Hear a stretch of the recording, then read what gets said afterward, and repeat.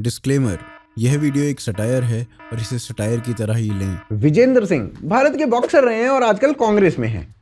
अरे भाई साहब, जोक यहीं खत्म थोड़ी हुआ है, तुम तो सालों यहीं हंसने लग गए हैं।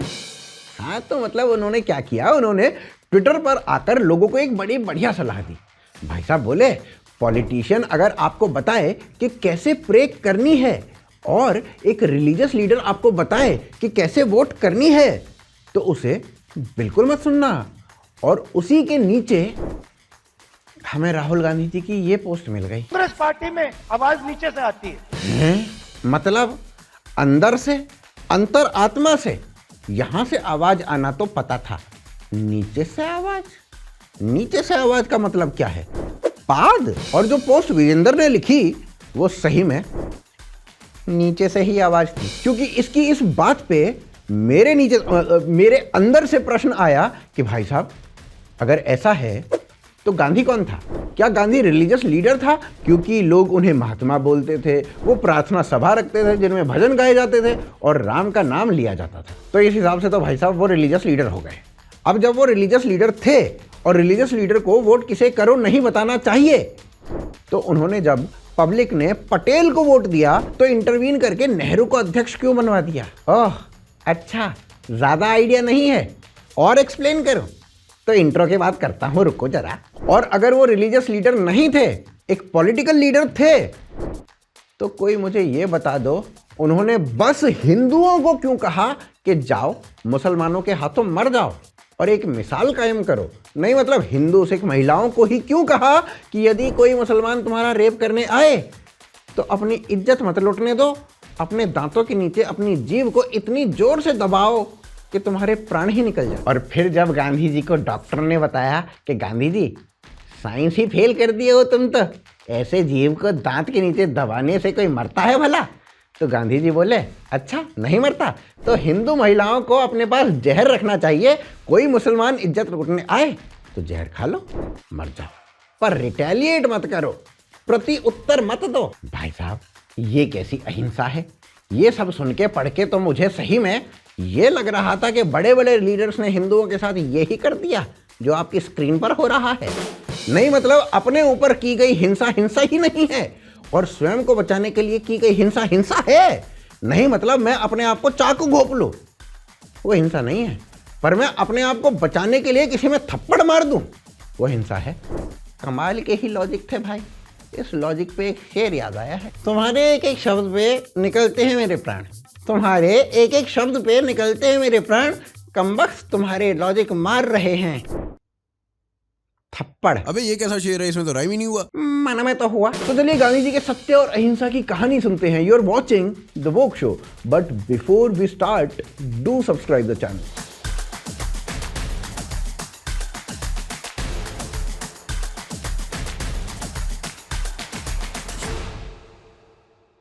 तो नेहरू जी की अध्यक्ष बनने वाली स्टोरी से शुरू करते हैं सत्य की कहानी।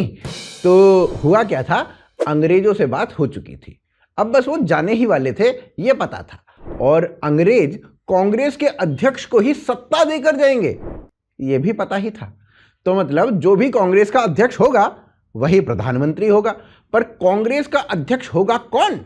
4 नाम थे, सरदार पटेल, आचार्य कृपलानी, नेहरू और मौलाना आजाद। वैसे मौलाना आजाद ना वो तो ऑलरेडी कांग्रेस के अध्यक्ष थे, पर वो अध्यक्ष बने रहने की एक्सपायरी डेट 9 मई 1946 थी। यानी 9 मई 1946 तक ये डिसाइड करना था कि अगले टर्म में कौन अध्यक्ष बना रहेगा, मौलाना आजाद स्वयं बने रहेंगे या कोई और बनेगा। अब भाई साहब डिसाइड कैसे होगा?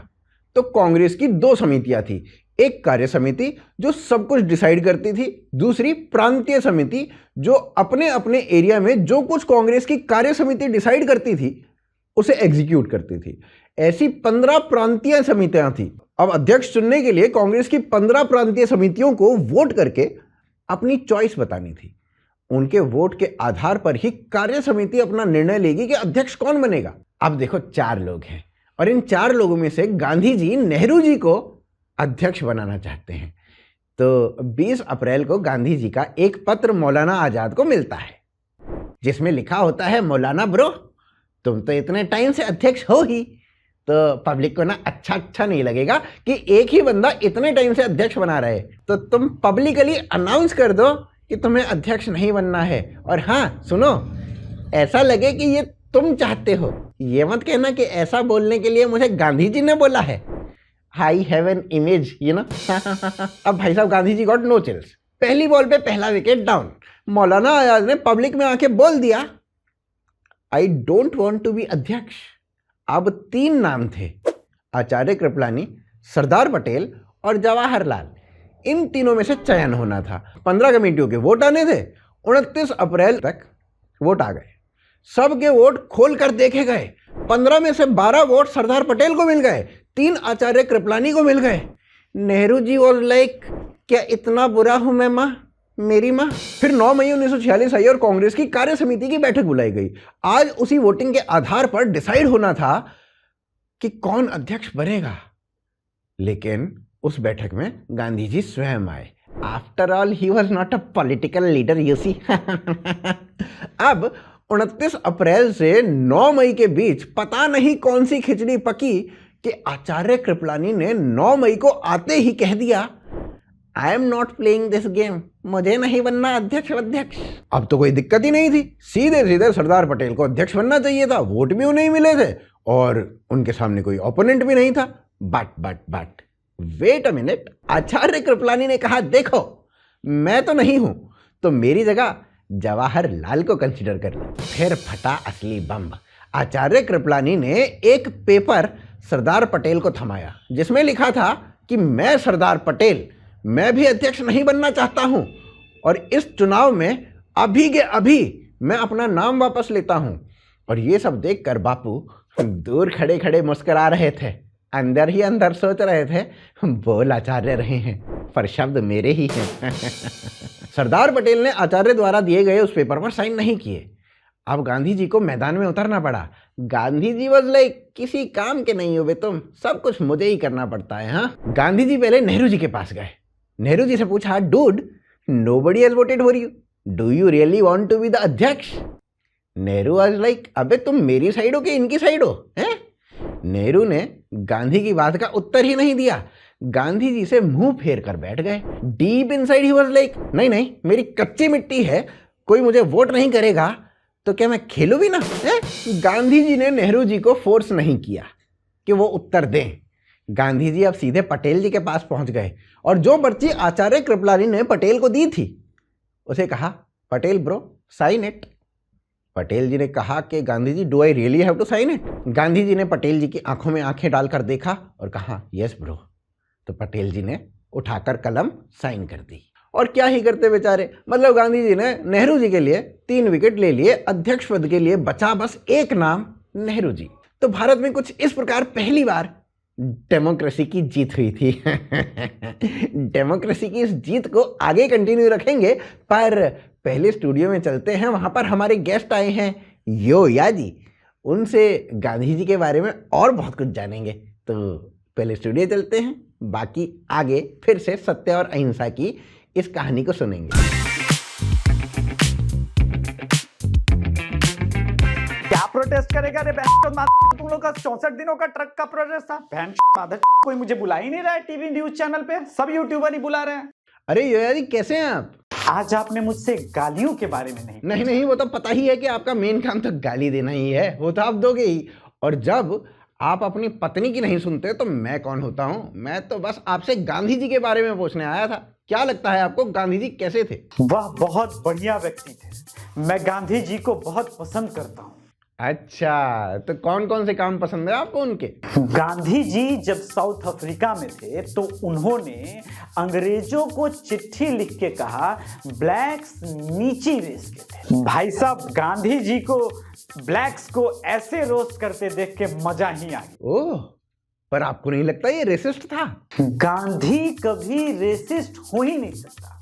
उन्होंने बोला तो कुछ सोच कर ही बोला होगा। अच्छा, इसके अलावा और क्या क्या पसंद है आपको गांधी जी का? मुझे तब बड़ा मजा आया जब गांधी जी सारा जीवन कहते रहे कि भारत का विभाजन उनकी लाश पर होगा। और जब पाकिस्तान की डिमांड उठी, पाकिस्तान बनने लगा, तो लाश तो छोड़ो, एक दिन का अनशन भी नहीं किया। That was a badass. ओह भाई साहब, मुझसे तो आपकी ये बातें सुनी ही नहीं जा रही। ऐसा करता हूं, मैं चला जाता हूं आज आपसे पहले। अब नेहरू जी अध्यक्ष बन गए और क्या कुछ करके अध्यक्ष बने वो तो आप सबको बता ही दिया मैंने। और अध्यक्ष बनते ही नेहरू जी ने ना एक भाषण दिया। भाषण में बोले, मैं तो लंबे समय से ये तय ही नहीं कर पा रहा था कि मैं अध्यक्ष बनूं कि नहीं। मतलब मेरा कोई मनवन था ही नहीं। वो तो गांधी जी ने, कार्य समिति ने और मेरे सहयोगियों ने मुझे कहा कि नहीं नहीं नेहरू जी, तुम्हें तो अध्यक्ष बनना ही होगा। तुम्हारे जैसा विजनरी इस देश में कोई है ही नहीं। नेहरू जी प्लीज। फिर इतने सब लोगों ने जब कहा तो मैंने कहा कि चलो बन ही जाता हूं। मैंने बड़ी मुश्किलों से खुद को राजी किया। और नेहरू जी की इस बात पे मुझे मेरी मौसी याद आ गई। वो जब भी हमारे घर आती हैं और उन्हें चाय ऑफर की जाती है तो वो हमेशा यही कहती हैं, बेटा वैसे तो मैं चाय पीती नहीं। अब नेहरू जी के बाद गांधी जी ने भाषण दिया। गांधी जी तो हमेशा सत्य बोलते थे, उनके मुंह से तो कभी झूठ निकला ही नहीं। एक बार गांधी जी ने थूका, उस थूक की फॉरेंसिक जांच हुई, उस थूक में भी 3-4 सत्य मिले। अगले दिन बीबीसी ने खबर चलाई, Gandhi saliva is full of truth. तो अब नेहरू जी साफ साफ झूठ बोल गए। और नेहरू जी के बाद गांधी जी ने भाषण दिया तो मुझे तो लगा गांधी जी नेहरू जी की पोल खोल देंगे, ये होगा दुनिया का पहला एक्सपोजे। गांधी जी बोले, मैंने पंडित नेहरू को बहुत समझाया, काफी मनाया, बोला ये ऐशो आराम का टाइम नहीं है, आपको देश की खातिर कांटों का ताज पहनना ही होगा। And I was like, Gandhi ji आप तो सच बोलते थे। पर नेहरू जी के साथ ही कॉमन था, नेहरू जी को कभी भी खुद की इच्छा नहीं होती थी कि वो कोई पद लें या कोई अवार्ड लें, ना बिल्कुल भी नहीं। फॉर एग्जाम्पल भारत रत्न, वो नेहरू जी ने खुद थोड़ी लिया था। एक बार हुआ क्या कि नेहरू जी ने बहुत तगड़ा काम किया। अब नेहरू जी के तगड़े काम को नेहरू जी ने देख लिया। नेहरू जी बोले, अरे नेहरू जी ये तो बहुत ही तगड़ा काम कर दिया आपने। फिर नेहरू जी ने नेहरू जी की पीठ थपथपाई। नेहरू जी को वाह नेहरू जी वाह बोलकर चले गए। फिर एक सप्ताह के बाद नेहरू जी के घर एक बंदा आया। नेहरू जी ने पूछा, आप कौन? तो उस बंदे ने बोला, मैं नेहरू जी का पीए हूं। नेहरू जी के पीए से मिले। नेहरू जी के पीए ने नेहरू जी को कहा कि नेहरू जी सुनिए, वो नेहरू जी आपको कोई अवार्ड देना चाहते हैं, आप बस नेहरू जी से मिलने एक सप्ताह के बाद पहुंच जाना। तो नेहरू जी एक सप्ताह के बाद नेहरू जी से मिलने पहुंचे। अब जब एक सप्ताह के बाद नेहरू जी से मिलने पहुंचे तो उन्होंने देखा कि नेहरू जी ने तो बहुत तगड़ा प्रबंध कर रखा है नेहरू जी के स्वागत के लिए। फिर नेहरू जी ने नेहरू जी को बुलाया और नेहरू जी को बुला के नेहरू जी बोले, नेहरू जी आप तो सही में भारत के अनमोल रत्न हैं, आपको भारत रत्न से कम कुछ नहीं मिलना चाहिए। तो भाई कुछ इस तरीके से जाके नेहरू जी को भारत रत्न मिला। मैं भी थक गया। और कुछ ऐसे ही नेहरू जी कांग्रेस के अध्यक्ष बने और फिर भारत के प्रधानमंत्री भी बने। नेहरू जी के प्रधानमंत्री बनने के कुछ वर्षों के बाद आचार्य कृपलानी की एक पुस्तक आई और उस पुस्तक में उन्होंने लिखा कि नेहरू के अध्यक्ष चुने जाने के कुछ टाइम के बाद मैंने गांधी जी से पूछा कि आपने सरदार पटेल की जगह नेहरू को क्यों चुना? तो गांधी जी ने आचार्य कृपलानी को कहा, क्योंकि कांग्रेस में नेहरू इकलौते अंग्रेज हैं। और नेहरू तो पहले ही कह चुके हैं कि इंग्लैंड से पढ़ के आने के बाद मैं उतना अंग्रेज बन चुका हूं जितना एक भारतीय के लिए संभव है। और ये सब पढ़ने के बाद आई वॉज लाइक, बापू तो बदल गया है रे। बापू की सच्चाई सुनने के बाद मेरे तो आंसू ही निकल आए भाई साहब। पर चलिए इन आंसू को थोड़ा सा रोकते हैं। सच्चाई के बाद अब अहिंसा की कहानी सुननी चाहिए, लेकिन उससे पहले चलते हैं ग्राम दर्शन की ओर, क्योंकि असली न्यूज तो वहीं से मिलती है ना।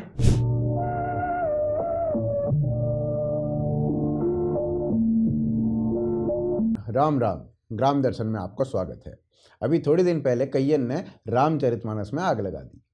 सरकार ने उन्हें अरेस्ट कर लिया, उन पे एनएसए लगा दिया। मामला कोर्ट में गया। ये ससुरे बोले सरकार फासिस्ट है, हम पे एनएसए मतलब देशद्रोह को मामला बिना बात ही लगा दिया। अब कोर्ट बोला इनने ससुरेन ने घालो जेल में, लगाओ ससुरेन पे एनएसए। नवंबर 2023 में मालदीव्स में प्रो चीन सरकार आई और यह सरकार के आते ही मालदीव्स इंडिया आउट चिल्लाने लग गई घने दिनों तक।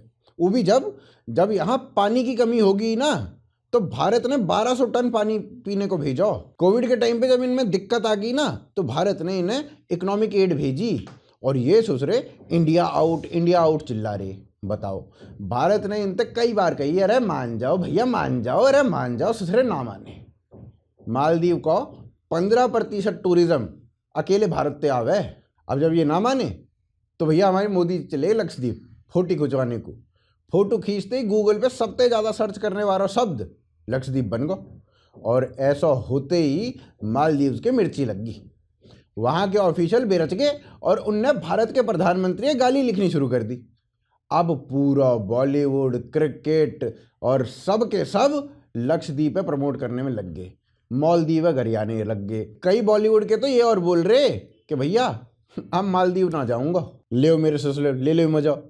अब मालदीव को ऑफिशियल ट्विटर हैंडल यू लिख के कह रहा प्लीज प्लीज देखो प्लीज भारत के बारे में कोई उल्टा सीधा मत बोलो। सारी की सारी सरकारी वेबसाइट डाउन कर दी है उनने अपनी। ये तो सोच रहे मूत नहीं लग गई इतने में ही।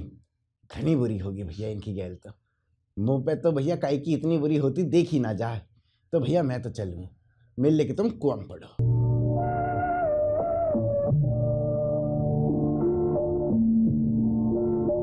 बापू का सत्य तो देख ही लिया है, अब बापू की अहिंसा भी देख ही लेते हैं। तो बंगाल में जिन्ना के इशारे पर रमजान के 17वें दिन डायरेक्ट एक्शन डे कर दिया गया।